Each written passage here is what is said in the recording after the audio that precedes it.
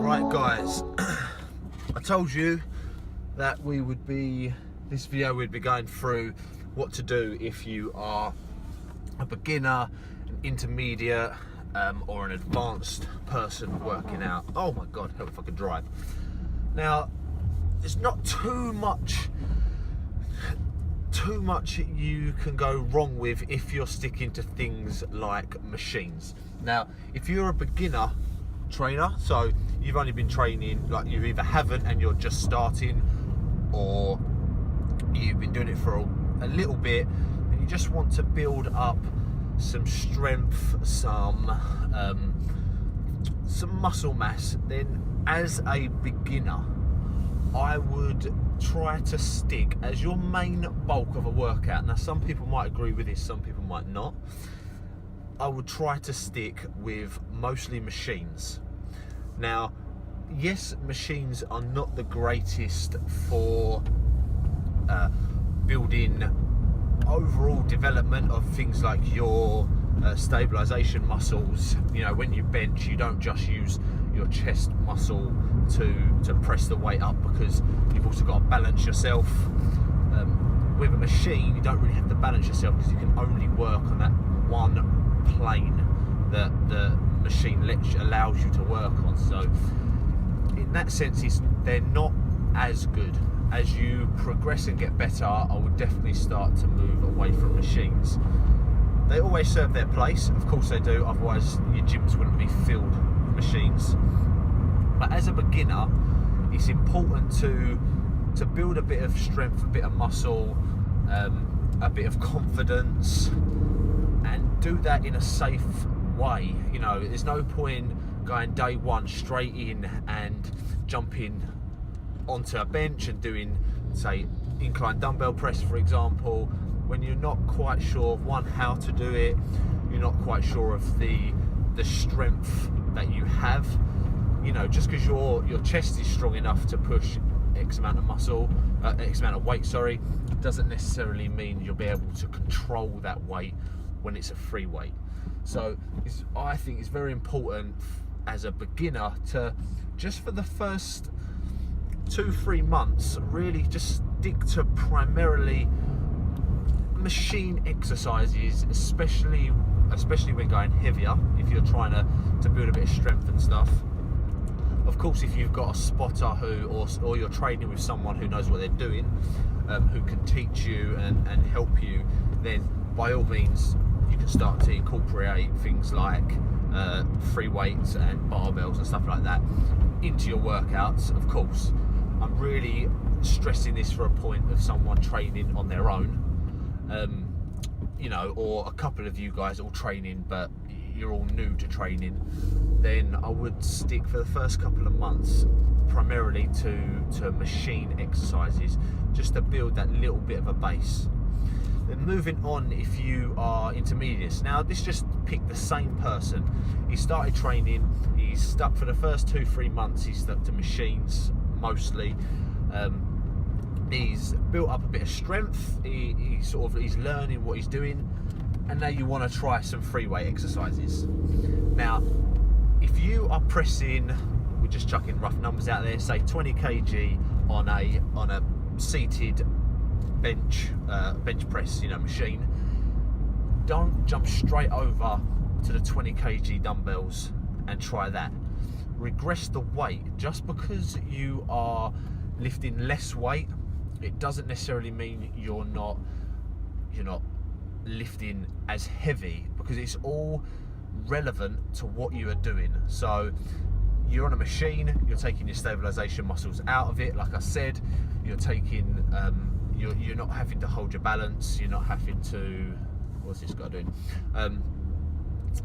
you're not having to if you foul, then the machine will stop you from getting hurt, you know, like crushing yourself, etc, etc. So when you go to free weights, regress the weight, which means lower the weight or drop back slightly. Obviously you've got progression, which is in increasing increasing the workload, increasing the weight, increasing the intensity, and then regression is to pull it back. So, you know, decrease the weight, decrease the workload, or decrease the intensity. So regress it just slightly, you know, do a couple of sets and just get used to the range of motion again. You'll be working, just because the weight is less, you'll still be working more of an overall activation within that muscle, because like I said, you will be using muscles to help balance yourself. You'll be using muscles to help stabilize in that position that you are working in. So when you are starting to go into intermediate and you're starting to move on to free weights, of course, if you need a spotter, have a spotter. So important. Make sure that you don't jump straight onto the same amount of weight that you were doing prior to it. Make sure that you regress slightly, just for a couple of weeks until you get used to it, and slowly build it up again. Even though it's less weight, you will still be activating more muscle fibers by pushing a free weight exercise than you will from pushing a machine. And with all workouts, of course not for your first, say, 2 to 3 months, because like we said, you're going to be sticking to mainly machines, but you really want to start to add in compound lifts. Now, a compound lift is an exercise that moves from more than one joint. So with a bench press, you're moving your shoulder, you're moving your elbow, so it's hitting 2 joints. For military press, again, your shoulder, your elbows. Deadlifts, you're moving from your knees, you're moving from your hips, your arms or your shoulders are coming into play. Not so much movement, but you're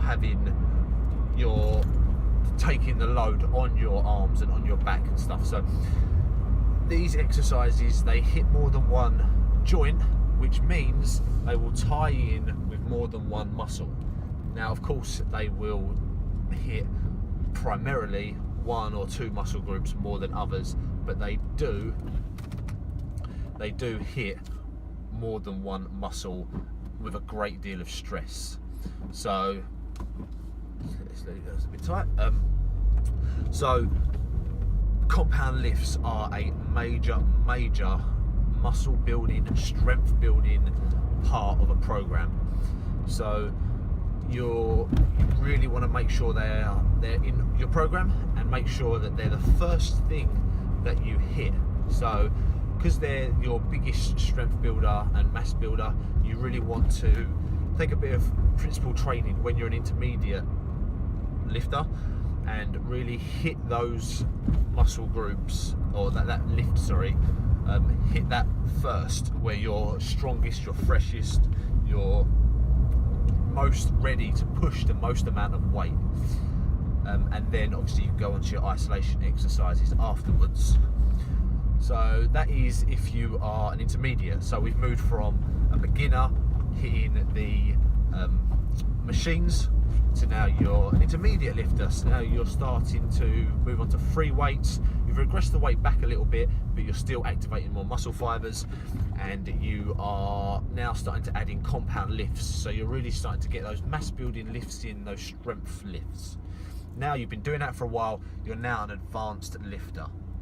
Anyone an advanced lifter, I would be saying you've been training for over a year. Really, you're looking at about 2 years, and you take your training seriously. So you're now an advanced lifter. You're hitting your compound lifts well, with perfect form, not choosing weight over form. That's very important. That form is the first and most important thing you can do out of all of it. Make sure you lift it right, otherwise you'll just injure yourself. So you're hitting your compound lifts well. Then you're moving on to your accessory movements, hitting them well. You know what you're doing, you're good. Now you've got to add in different training styles. So you've got things like supersets, which is either back-to-back exercises on the same muscle, or back-to-back exercises using 2 different muscles. So say like biceps and triceps, doing those exercises back-to-back. Then you've also got things like drop sets, which is doing a max amount of reps on a certain weight, lowering that weight, and continuing the set. You've got rest pauses, which are where you will do as many as you can on a certain weight, re-rack the weight, wait 5 to 7 seconds, couple of deep breaths, go again, try and get as many as you can out. You've got things like obviously people spotting just to help push you past that point of failure where you would yourself. So you've got all these different training methods within a workout that you need to start incorporating to really push the muscle past what it can do. After that, you've got things like hitting different training styles within a program. So how I am now, I've got 3 days that are mass building days. So we're doing like 3 hypertrophy days. So you've got chest and shoulders, legs, back and arms, and then you've also got a functional training day, which is for more cardiovascular sort of like aid, and then you've also got 2 strength training days, which is what we did today, which you saw in the last video. So a lot less reps and sets and stuff like that, but a lot heavier weight, more rest time. So they're the different sort of training styles that you can do within your workouts. You should really start as an advanced lifter to start to mix up training like that, so you're not just hitting the same thing all the time. Also, being a natural lifter, you can, your muscles and protein synthesis and muscle building and recovery can only last up to about 48 to 72 hours maximum. So you can really be hitting each muscle group twice a week to get the most out of your workouts. That's why I hit the chest and shoulders together and the back and arms, and then later on in the week we will do like today, which is a push day and a pull day and stuff like that. So we are hitting all the muscle groups twice a week. And then also, as an advanced lifter, if you're looking to compete and stuff like that, then you have to start assessing your body and looking at where's your weak points. You know, what do you need to build up on, because some points are slightly lagging behind other points. You know, everyone has tough, hard to grow parts of their body, so you may need to focus on that. And when you're designing your program, keep that in mind. So now, after you've done either your compound lift for the day, then move straight on to that next muscle part that is weak. So for myself, the caps of my shoulders, my medial delt, which will be hit by side raises, then I will either hit them first and do like a kind of pre-exhaust, but making sure that I focus on hitting that first. Another way of doing it is to hit it first, but hit it heavy, so you're not treating it like a compound movement, obviously, because it is not, but you're going to your max strength on that exercise. And the other way is obviously to hit your compound exercise first and then do that directly after, and just keep making sure that it's more at the beginning of your workouts, because that is the weak point of your physique. So that's the bit you need to hit and focus on. Obviously this goes more on people that are looking to compete, so everyone can get use out of doing it like that way, but if you want to compete, then that is an ideal way to do it, to principle training, hitting those bits first, to really build up when you're most fresh, most strength. So that is moving from beginner, intermediate, advanced, just some little ideas that I've got on training when you're putting together a program. So I hope you enjoyed the video. I know it was just in the car going for a little drive, but hit the thumbs up on the video. Comment below if you've got any things that you like to do that I haven't mentioned, training techniques, training ideas and stuff like that. Let me know. And guys, I'll see you in the next one.